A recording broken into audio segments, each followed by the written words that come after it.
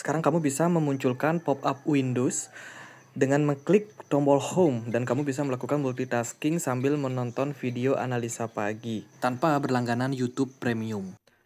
Hai semuanya, gimana kabar kalian? Semoga selalu dalam keadaan baik. Jadi welcome back di Andy Kriston Channel dan ini adalah segmen analisa pagi, segmen di mana kita akan mengulas kembali untuk update news dan juga pergerakan dari market, khususnya market dari Bitcoin.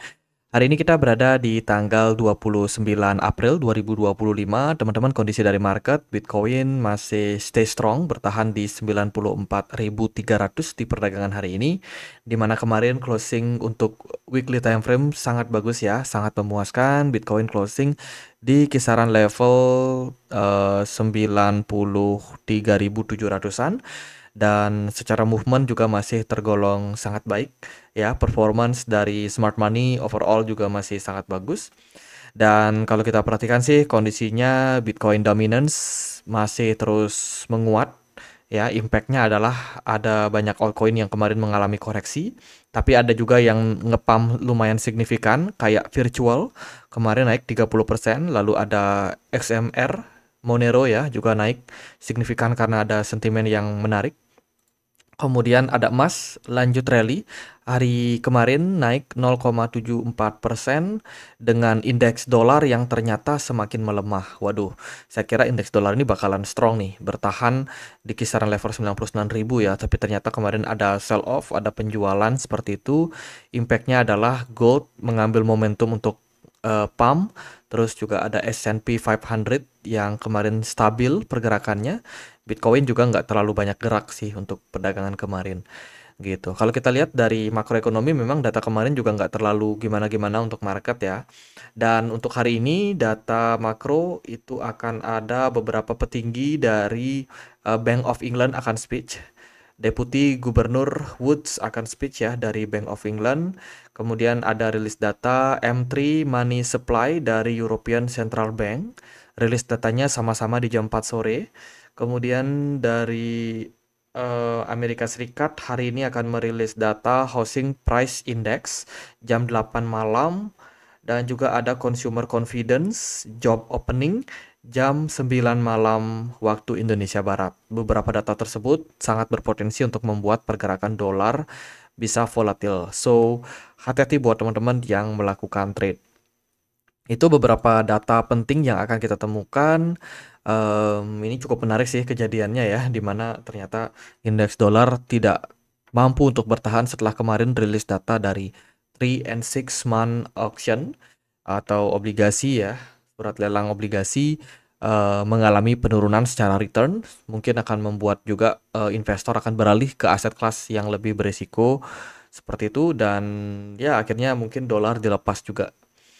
Kemudian banyak sekali narasi simpang siur terkait dengan tarif. Kayaknya Amerika ini lagi propaganda seolah-olah mereka ini sudah mendapatkan klaim approval terkait dengan tarif pajak baru dengan Cina. Tapi ternyata Cina kembali mengatakan bahwa kabar tersebut adalah kabar bohong. Tiongkok tolak klaim Trump soal panggilan telepon dengan Xi Jinping. Jadi ini menunjukkan bahwa Cina ini sangat tegas dalam kondisi ini dan Amerika Serikat masih mencari cara untuk mendapatkan apa ya namanya pintu terbuka untuk negosiasi dengan Cina. Sementara itu, salah satu perusahaan asal Cina ya, e-commerce yang kabarnya ini menghubungkan antara produsen langsung dengan eh, apa namanya dengan konsumen ya kan. Jadi aplikasi Temu mungkin teman-teman udah tahu ya. Ini aplikasi yang bisa dibilang sangat-sangat berbahaya seperti itu karena aplikasi ini bisa menghubungkan antara produsen barang langsung dengan konsumen. Jadi tidak melewati jalur distribusi yang rumit lagi. Sehingga bisa memangkas banyak sekali biaya dan membuat pembelian dari Temu ke konsumen itu cenderung sangat murah. Nah, aplikasi Temu ini akan mengaplikasikan tarif ekspor ke Amerika Serikat ya sampai dengan 145% sesuai dengan apa yang berlaku saat ini. Jadi Temu sendiri ini tentu saja akan ya bisa dibilang akan sangat-sangat murah jika teman-teman melakukan pembelian ya mungkin dari Indonesia, dari Cina ke Indonesia itu tarifnya akan cenderung lebih murah dibandingkan dengan ke Amerika Serikat gitu. Ini udah mulai nih, Cina udah nggak main-main, udah nggak mau nego-nego lagi sama Amerika Serikat sepertinya, dan mungkin perang dagang tidak akan terhindarkan. Tapi kita tunggulah gimana Amerika Serikat akan mencoba mengambil hati dari Cina supaya mau bernegosiasi. Karena tarif 145% ini, ya harga barang itu naik 1,5 kali lipat lebih tinggi. Ya misalkan ada ada barang gitu dijual dengan harga 5.000, berarti kalau naik 1,5 kali itu berarti sekitar mungkin 15.000, bukan 12.500 ya. Nah, itu kenaikannya itu sangat-sangat tinggi. Jadi ini akan membuat tentu saja inflasi terutama dari barang-barang asal Cina karena biaya yang sangat-sangat mahal gitu. Kemudian juga ada terkait dengan XRP, apa nih? Salah satu produk ya dari XRP ETF, datangnya dari ProShare. Ini dikabarkan akan mendapatkan approval pada tanggal 30 April, berarti besok. Dan ini akan sangat-sangat dinantikan seperti itu karena salah satu produk yang bakalan kita tunggu peluncurannya adalah XRP ETF. Selain juga ada Solana ETF, dan tentu saja ini akan menjadi salah satu narasi yang sangat-sangat menarik untuk pasar kedepannya ya. Gitu. Semoga aja ini bisa dapat kemudahan untuk approval baik itu Solana ETF, XRP ETF di tahun ini gitu. Jadi sementara ini pengajuannya lagi dalam proses.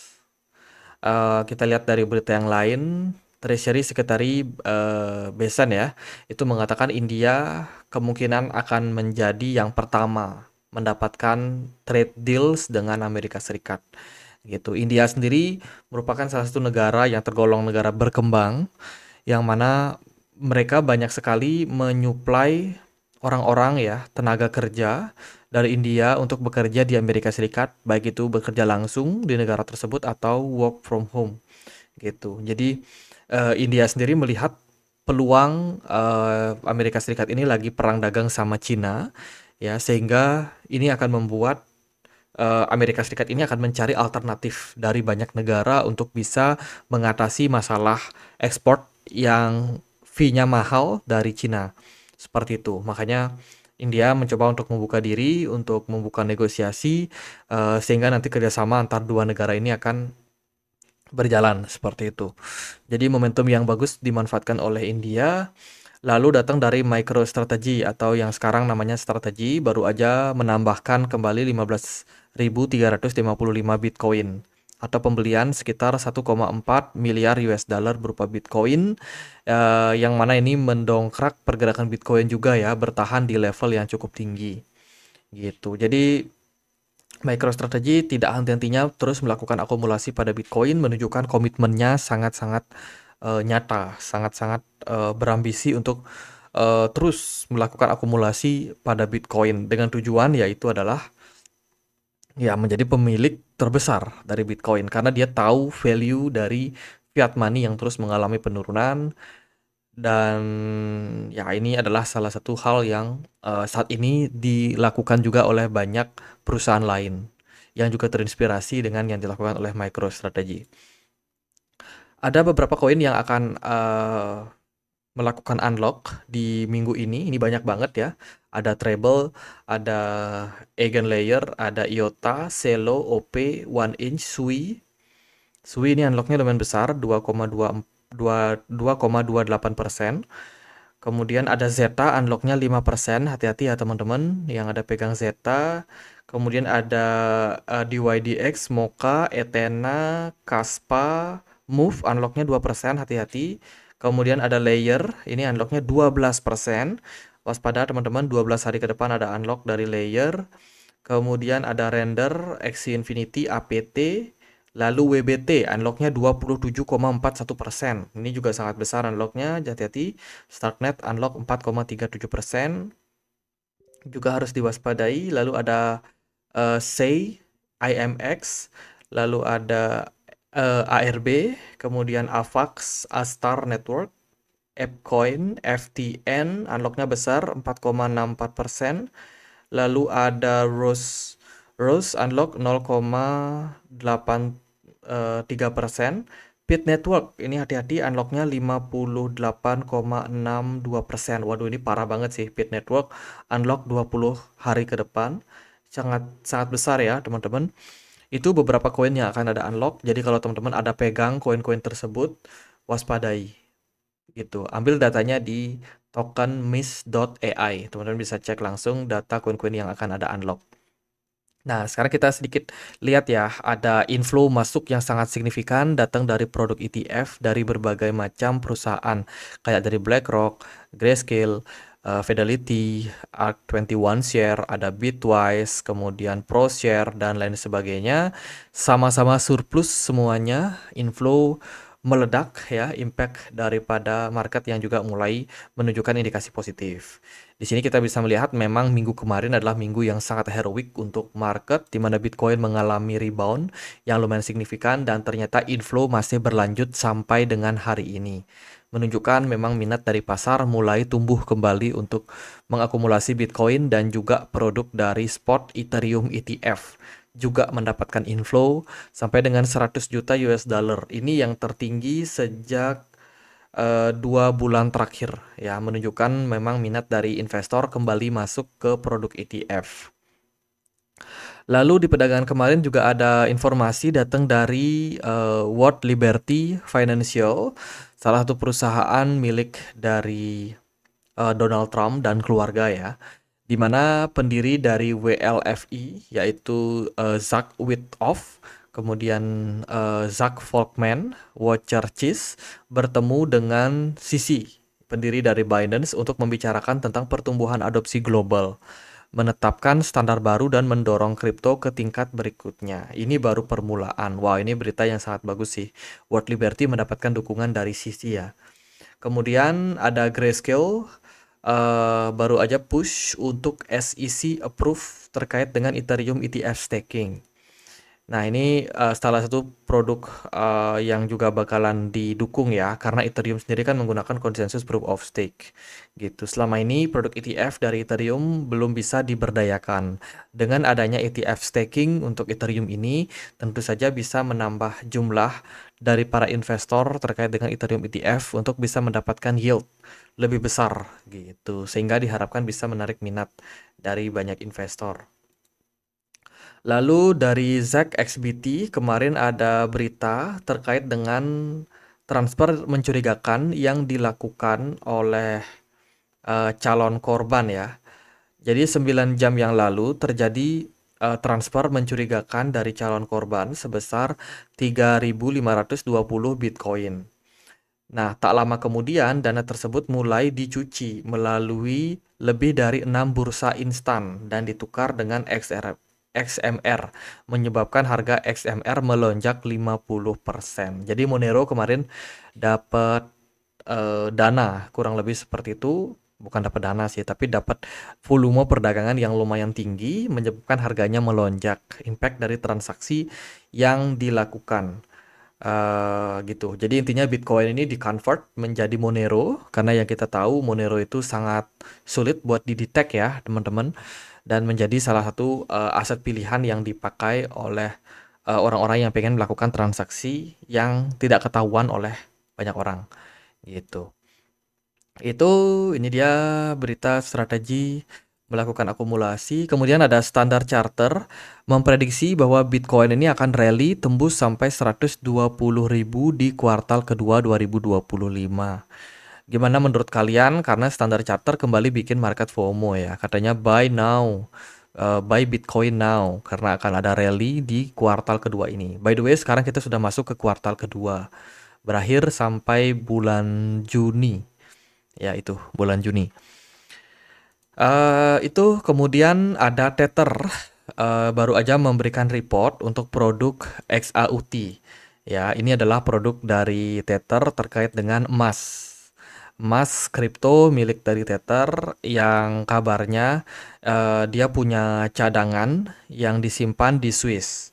teman-teman. Jadi Tether itu mengkonfirmasi bahwa apa yang mereka miliki itu adalah 1:1 dengan emas. Jadi jumlah 1 XAUT itu di backup berbanding dengan 1 troy ounce emas gitu yang disimpan di Swiss, di bank-bank yang memfasilitasi penyimpanan emas yang ada di Swiss, dan diaudit langsung oleh London Bullion Market Association atau LBMA. Itu yang mana tugasnya adalah untuk mengaudit jumlah emas yang dimiliki oleh Tether. Jadi bisa dibilang Tether ini mencoba memberikan data yang transparan gitu. Tentu saja ini akan menarik ya untuk para pencinta gold, bisa invest di Tether. Lalu ada berita datang dari Floki, Rise Robotic to launch a custom Floki AI powered robot and the Rise token. Jadi ada berita terbaru datang dari Floki, dikabarkan meluncurkan AI robotik startup bernama Rise Robotic yang akan di-launching dengan bantuan Floki AI. Gitu. Floki AI adalah salah satu platform yang membantu untuk penyediaan AI untuk beberapa startup yang memang pengen untuk launching gitu. Nah, Rise Robotic ini sudah didukung langsung oleh Nvidia, SoftBank, Dubai Futures Foundation, Mitsui Fudosan, NTT Japan, dan juga 7-Eleven. 7-Eleven bukannya supermarket. Ya itu, pokoknya ada produk baru yang nanti akan diluncurkan ya, yang namanya adalah Rise Token. Ini disupport langsung oleh launchpad-nya Floki. Jadi kurang lebih seperti itu. Kemudian gimana untuk movement dari Bitcoin? Overall sih saat ini kita lagi menunggu next move ya dari market. Kalau dari saya sendiri melihat apa yang terjadi dalam beberapa hari terakhir, buyer mencoba untuk take control. Namun sekalinya Bitcoin mencoba untuk naik ke kisaran 95.000, di sana ada seller yang udah siap untuk jualan. Mengindikasikan di posisi sekarang ini seller udah mulai mencoba untuk profit taking secara jangka pendek. That's why tadi pagi setelah closing kemarin pagi ya, setelah closing untuk weekly time frame, pergerakan Bitcoin itu kan sempat naik tuh sampai ke 95.500. Nah, di malam harinya di market US itu justru ada selling pressure yang tercipta, mengindikasikan memang ini udah mulai pada jualan, meskipun memang ada FOMO dari buyer yang memang masih masih terus masuk gitu. Lalu gimana dari volumenya? Volume perdagangan sebenarnya masih sangat baik. Kemudian dilihat juga dari smart money secara overall sudah turun. Ya, jadi sangat wajar sih kalau menurut saya harus ada koreksi dulu untuk market. Dan koreksinya itu tidak melulu harus dump ya, bisa jadi cuma sideways kecil atau koreksi kecil ke level kisaran 91.800-an atau 91.900. Sejauh ini sih masih aman untuk Bitcoin, secara tren juga masih sangat baik.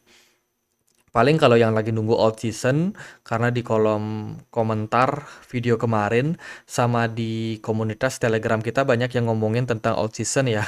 Apakah ada mini old season? Kalau menurut saya sih untuk sekarang ini kemungkinan ada. Ya, kemungkinan. Pertimbangannya apa sih? Pertimbangannya adalah Bitcoin dominant smart money udah turun. Kalian bisa perhatikan, meskipun Bitcoin dominance ini masih sangat kuat, tapi smart money-nya pelan-pelan udah turun, mengindikasikan memang membuka ruang untuk possibility dalam beberapa hari mungkin Bitcoin dominance ini bakalan turun. Nah, apa yang bisa mengacaukan semua itu, yaitu kalau Bitcoin-nya ikutan menurun atau dump. Itu bisa mengacaukan kemungkinan terjadinya mini old season gitu. Maka dari itu Bitcoin harus bergerak sideways dan Bitcoin dominance harus turun. Ya, dalam beberapa hari jika teman-teman pengen melihat altcoin ini perform. Gitu. Jadi syaratnya seperti itu. Dan jika kita perhatikan memang beberapa altcoin ini sudah pada naik ya. Contohnya kayak Tau, kayak Sui itu udah lumayan naik sebenarnya dan masuk ke area-area yang menarik untuk profit taking gitu. Makanya kalau teman-teman bicara tentang old season atau mini old season sebenarnya peluangnya ada, cuman harus dilihat juga sih karena sudah banyak altcoin yang mengalami trend rally. Mungkin yang belum perform itu kayak Litecoin belum terlalu perform, Dogecoin juga belum terlalu perform. Mungkin aliran dana akan cenderung mengarah ke koin-koin yang belum terlalu perform dibandingkan koin-koin yang memang sudah naik lumayan. Itu sih dari saya kalau melihat tentang altcoin season ya. Lalu gimana untuk Bitcoin-nya? Kalau Bitcoin-nya masih bisa mempertahankan area 91.900, saya masih percaya bahwa next level kemungkinan kita masih bisa rally. Kita nggak bicara ke 120.000 kayak apa yang diprediksikan oleh Standard Charter ya di berita yang ini. Tapi kita bicara Bitcoin berpeluang untuk ngetes area all time high sebelumnya yaitu di kisaran 107.000. Apakah itu memungkinkan? Menurut saya memungkinkan. Pertimbangannya kenapa? Karena pertama, indeks dolar ini sudah turun. Sejak Januari 2025, indeks dolar itu ternyata sudah mengalami penurunan. Meskipun di saat yang sama, emas juga terus mengalami rally. Itu. Kemudian S&P 500 juga kalau kalian perhatikan sebenarnya sudah turun. Artinya adalah investor yang punya dolar dan juga punya saham Amerika Serikat rata-rata sudah jualan. Mereka beli apa? Mereka beli kemungkinannya dua, gold sama Bitcoin. Meskipun mayoritas uang memang mengalir ke gold dan Bitcoin sebenarnya kecepatan juga seperti itu. Makanya ada kemungkinan Bitcoin ini bisa kembali rally naik sampai 108.000 gitu. Syaratnya itu kalau bisa dari indeks dolar harus turun. Dolar harus turun. Kemudian S&P 500 mestinya setelah retrace ini akan melanjutkan fase koreksinya kembali. Kalau hal tersebut terjadi, maka akan sangat-sangat terbuka. Apalagi kita di bulan depan itu akan ada narasi terkait dengan QE atau quantitative easing, di mana The Fed diprediksi akan mulai memangkas suku bunga pada pertemuan di bulan Juni tanggal 19. Ya, 2 bulan lagi lah ya, bukan 1 bulan. Itu. Jadi kita akan menyambut QE. Pasti narasi-narasinya akan mulai dibangun itu di bulan Mei nanti. Gitu. Jadi bisa menjadi salah satu pendorong positif. Gitu. Tentu saja ini belum mempertimbangkan perang dagang, perang tarif yang terjadi saat ini. Gitu. Jadi kalau kita melihat dari beberapa aspek tersebut sebenarnya masih sangat-sangat memungkinkan. Itu sih teman-teman buat update. Sekalian di penutupan aku mau informasikan buat pengguna baru OKX, kalian bisa ikutin campaign ini ya. Selesaikan tasnya dan juga dapetin hadiahnya. Jadi teman-teman bisa ikutin campaign ini karena berlaku sampai 6 Mei 2025. Caranya gimana? Misinya adalah teman-teman melakukan trading dengan minimum 250 USDT di OKX dan mendapatkan hadiah 25 berupa token baby. Ada juga hadiah tambahan untuk token NAVX jika teman-teman melakukan trading di spot market ya atau di futures senilai 1000 USDT berpeluang mendapatkan 50 NAVX teman-teman. Token tersebut bisa teman-teman dapatin setelah campaignnya berakhir. Jadi buat yang pengen dapat informasinya bisa langsung daftar OKX lewat link yang ada di kolom deskripsi. Bisa juga untuk cek informasinya, aku juga sudah sediakan di kolom deskripsi. Gitu. Jadi sekian aja untuk update kali ini. Semoga bisa bermanfaat dan akhir kata saya Andre. Makasih.